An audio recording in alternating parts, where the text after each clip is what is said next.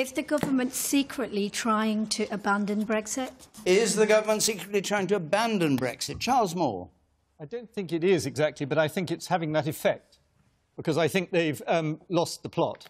They've forgotten what it's about, and they've got so preoccupied with getting some clever deal that they've actually forgotten why we voted this way in the first place and what they promised at the last election.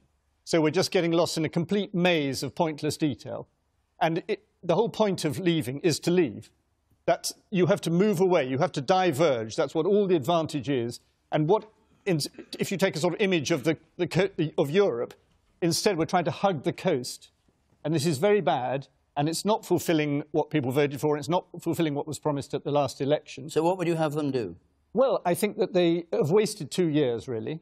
And I think that the thing to do was to set out very clearly and in strong rhetorical terms, so that the public could understand what was going on, that we were leaving and that nothing would stop us from leaving. And this was a reality rather than just rhetoric.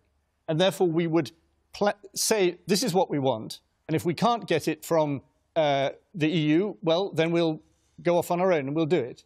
And instead of which, they've constantly tried to find some clever way of squaring the circle. So Mr. Barnier, of course, that's fine, because he's just sitting there making demands. They then give in to one of the demands, and he sits there and says, that's not good enough, you've got to give another.